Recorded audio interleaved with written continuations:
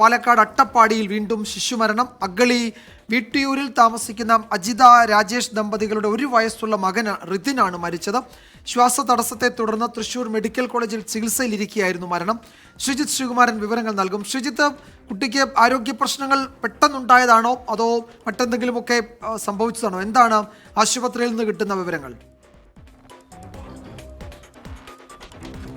ഒരു 15 ദിവസമായി രാജേഷ് അതുപോലെ തന്നെ അജിത, ഇതാണ് വട്ടിയൂരിലെ ആ കുഞ്ഞിന്റെ അച്ഛനമ്മമാരുടെ പേര്. ഈ കുഞ്ഞ് ആരോഗ്യപരമായി പ്രശ്നങ്ങൾ ഉണ്ടായിരുന്നു. ഒരു 15 ദിവസമായി. ആദ്യം കോട്ടത്തറയിലെ ആശുപത്രിയിലേക്കായിരുന്നു കൊണ്ടുവന്നിരുന്നത്. പിന്നീട് പനി, വയറിളക്കം അടക്കമുള്ള അസുഖങ്ങൾ ഉണ്ടായിരുന്നു. ശ്വാസതടസ്സം കൂടി അനുഭവപ്പെട്ടതോടുകൂടി പെട്ടെന്ന് തന്നെ അവിടെ നിന്ന് തൃശൂർ മെഡിക്കൽ കോളേജിലേക്ക് അവിടുത്തെ ആംബുലൻസിൽ മാറ്റുകയായിരുന്നു. അത് കഴിഞ്ഞ മാസം 9-നാണ് അത്തരത്തിൽ മാറ്റിയത്. വീണ്ടും ആരോഗ്യനില വഷളായത് ഇന്നലെ വൈകിട്ടോടു കൂടിയാണ് എന്നാണ് മനസ്സിലാക്കുന്നത്. ഇന്ന് ഉച്ചയ്ക്ക് 12 മണിയോടുകൂടി ഈ മരണം സംഭവിക്കുകയായിരുന്നു.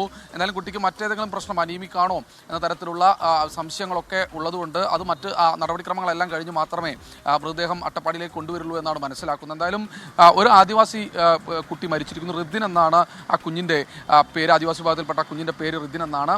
എന്തായാലും പെട്ടെന്ന് ഇത്തരത്തിലുള്ള ആദിവാസി മരണങ്ങൾ ആ മേഖലയിൽ ശിശുമരണങ്ങൾ കുറഞ്ഞു വരുന്ന ഒരു ഘട്ടത്തിലാണ് വീണ്ടും ഒരു മരണം കൂടി റിപ്പോർട്ട് ചെയ്യുന്നത്. എന്തായാലും ആരോഗ്യവകുപ്പ് ഈ വിഷയത്തിൽ കൃത്യമായി ഇടപെടൽ നടത്തുമെന്നാണ് നമ്മൾ പ്രതീക്ഷിക്കുന്നത്. അട്ടപ്പാടിയിൽ നമ്മൾ കേൾക്കാൻ ആഗ്രഹിക്കാത്ത വാർത്തയാണ്. അട്ടപ്പാടി കുറച്ച് നാളായിട്ട് അങ്ങനെ ശിശുമരണങ്ങളുടെ വാർത്ത കേട്ടിരുന്നില്ല.